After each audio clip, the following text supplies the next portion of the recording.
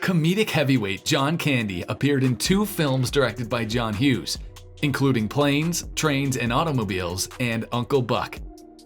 Candy also starred in several movies written by Hughes, including National Lampoon's Vacation, The Great Outdoors, Home Alone, and Career Opportunities.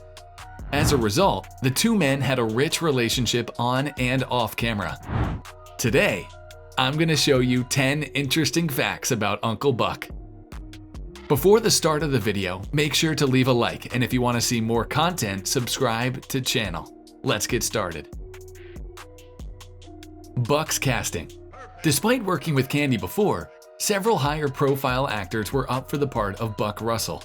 Among them were John Goodman, Bill Murray, Tom Cruise, Tom Hanks, Steve Martin, Michael Keaton, Tim Allen, George Wendt, Dan Aykroyd, Ed O'Neill, Jim Belushi, Dudley Moore, John Travolta, Joe Pesci, Robin Williams, Danny DeVito, and Jack Nicholson.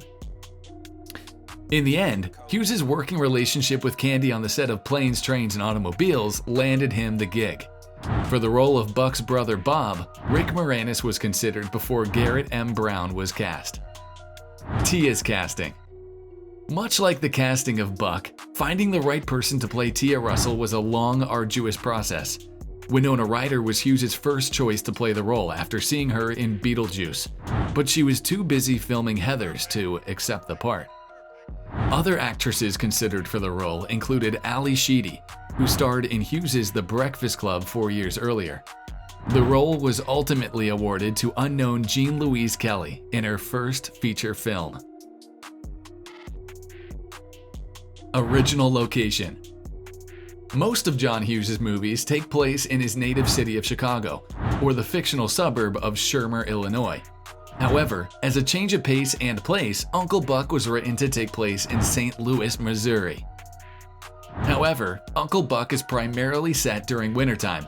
Just prior to principal photography, the weather in St. Louis during the winter of 1988 turned out to be far too warm for the desired atmosphere, and the production was moved back to Chicago. Sets. Every single set in Uncle Buck was erected in a nearby school gymnasium in Northfield, Illinois, called New Trier High School. This includes the lavish 2-story Russell home, as well as several other iconic set pieces in the film. 3 of the school's gyms were converted to sound stages. The sets were used to recreate the elementary school hallway, the boys' bathroom, the principal's office, classroom, Buck's bedroom, and others. The school has served as a production shop to accommodate wardrobe, makeup, special effects, and editing bays. John Candy's Night Out. Following a long day of filming, John Candy enjoyed a late night out with several locals. He went to a pub with music supervisor Tarkin Gotch, where he acted very friendly with the townsfolk. This did not make John Hughes very happy. The next day, Hughes heard a radio interview in which a caller beamed out his time meeting John Candy the night before. When Hughes confronted Candy, Candy claimed Buck was supposed to look bedraggled in the upcoming scene on the schedule and thought it was okay.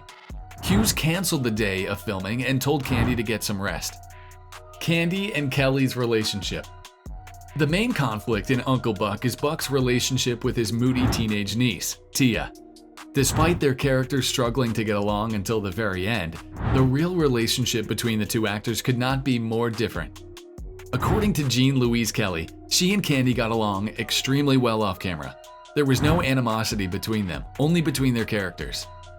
Kelly admitted that she considered it an honor and privilege to work with Candy on the film.